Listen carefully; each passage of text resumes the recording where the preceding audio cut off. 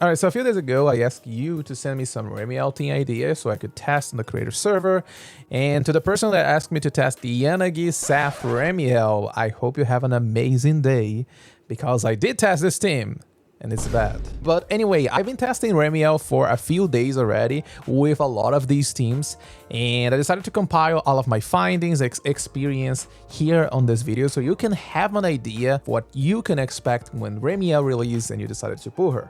That being said, there are a few disclaimers that I need to make. The first one being the fact that all the information here comes from the creator server, everything is subject to change. The second one is that I'm not a really good player with every single one character.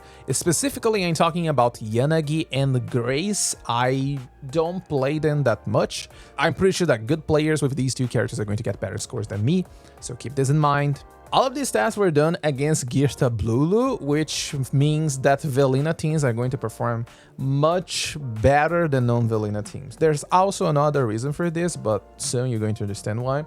And all of the units were at Mindscape 0 with their signature engines, Piper being the only exception. She was at Mindscape 6. And about the disc builds, I'm only using a total of 22 substats on every single character. Now, before going over the tests, you need to understand how Remielle works, because it's going to clarify some stuff about why some teams are performing much better than others, or do I need that unit, or can I just play with that other unit? Remielle is a hybrid between a DPS and support. She enhances your team anomalies, and in return, she's going to use these anomalies to deal damage. So she wants other anomaly units because they provide the anomaly stacks that she's going to enhance, and then she's going to use these stats from these anomalies to deal damage herself. This enhancement, these buffs, they scale with the number of anomaly units on your team. Either you want to play triple anomaly teams in order to get the maximum possible value. I also have 2 units that can generate the resource for Remielle. And the game plan is very simple. You essentially just put Remielle on the flight mode, where she's going to do some stuff by herself. You trigger 3 anomalies on the enemy, go back to Remielle, spend everything, and repeat over and over again. It's that simple. You better really play Remielle outside of, I got 3 stacks, time to spend everything. That's it. Very basic. Honestly, trying to explain Remielle is much harder than just looking at her in action. And you're going to understand this when I talk about it on my Remielle guide that I'm going to be publishing later this week. That's enough. You now know how Remielle works. You now also know that 2 anomaly teams are going to perform much worse than triple anomaly teams. So let's start by talking about physical teams, since these are the one that I spend a lot of time. And for those players, the free-to-play or just the Piper mains out there, don't worry. Piper is still amazing with Remielle, and the reason for this is, as I said, you want a lot of anomalies for Remielle to deal damage, and Piper is the queen when it comes to triggering anomalies on the enemies. Alice has the Polarized Assault, which is also very good because the Polarized Assault counts as an anomaly for Remielle. Jane, not so much. Jane build-up is definitely on the worst side compared to the other twos, and on top of this, Jane deal a lot of damage herself. Remielle does not benefit from the critical damage. So what this means is that Alice and Piper, they are going to be Remielle teams. You're just like enabling Remielle to deal a lot of damage. Jane teams, they are essentially Jane teams. Remielle is the one enhancing Jane damage. It's not that Jane is bad. It's not. In fact, all of them get on average the exact same score. There's one last thing that I want to mention about Jane teams is that keeping up the uptime on her signature can be a little bad. And I know that you're ready to say, oh, but the potential unlocked. Yes, you're right. The problem is not maintaining stacks when Jane is on the field. The problem is that whenever you switch to Remielle, Remielle takes all of the field time to herself. And if you don't break her combo or something, by the moment that you get back on Jane, you have 0 stacks. So you need to adapt your rotation a little bit in order to maintain the stacks on Jane's signature. Otherwise, if you do like the complete Remielle combo, she's going to take more than 10 seconds on the field, and goodbye Jane stacks. So yeah, there's that. Moving on, a lot of you were asking me to test Yanagi teams, And I'm going to be really honest, again, I'm not really good at playing Yanagi, but Yanagi Velina performed really well, which is very funny because technically Yanagi and Velina, they are a very bad pair.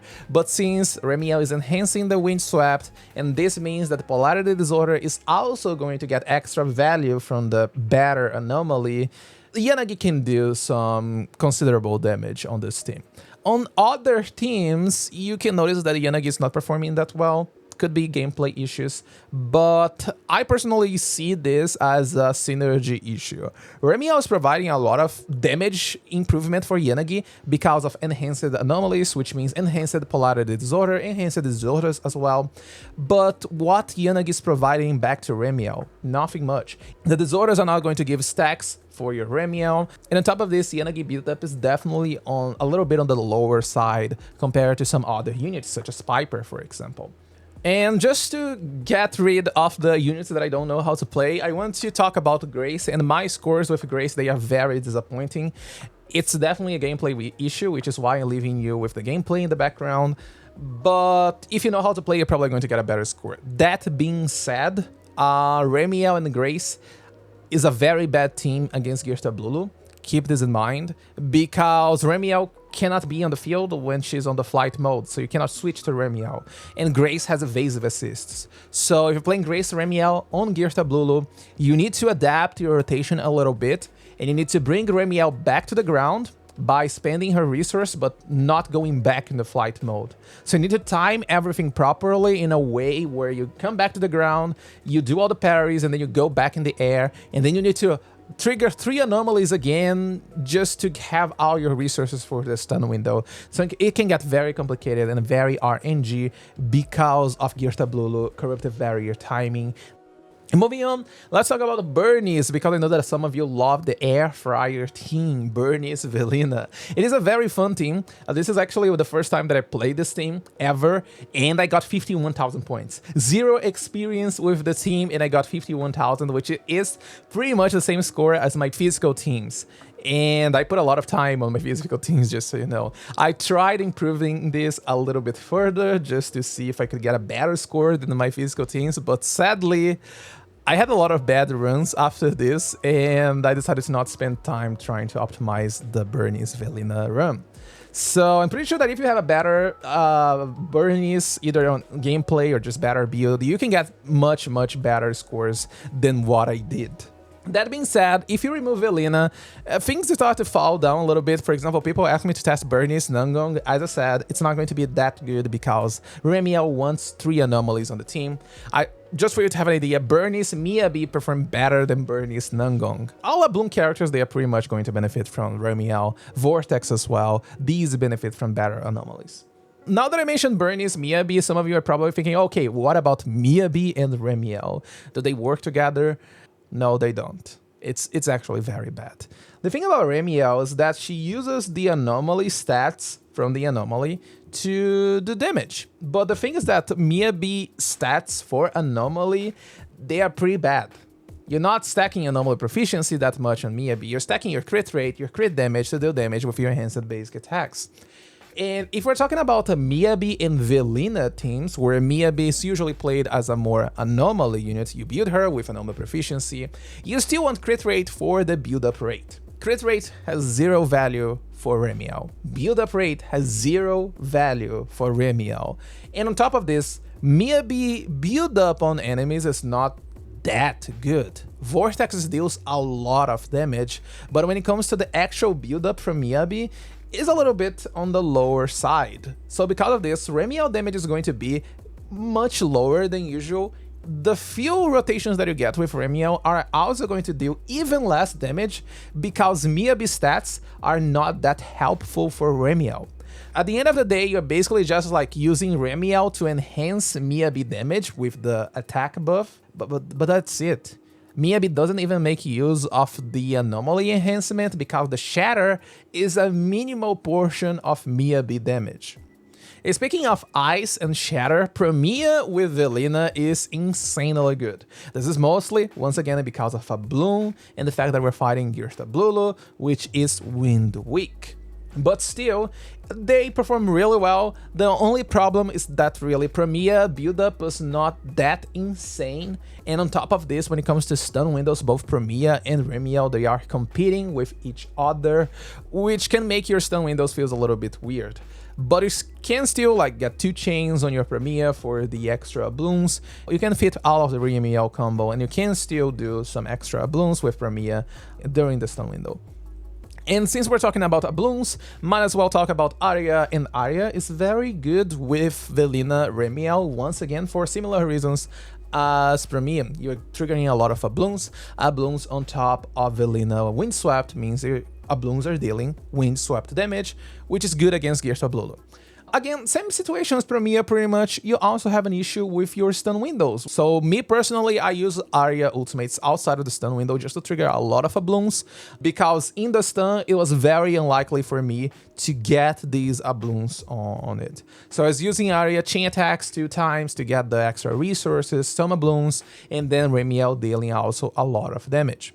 There are 2 other teams that I want to talk, but this is mostly just to showcase why Velina teams are just that better. We have Vivian, Velina, and Remielle, and on practice, this is a very bad team to play. I don't like playing this team at all, but because we have so many blooms, and again, blooms on top of Velina Windswept is going to feel really good, you end up dealing a lot of damage. But truth is that Vivian, Velina, Remielle is not a real team because you're not using EX specials enough to trigger Vivian blooms. So really, I don't recommend this one. If you want to play blooms, go with Aria, go with Promeia, maybe even Grace and Burnice, but not with Vivian.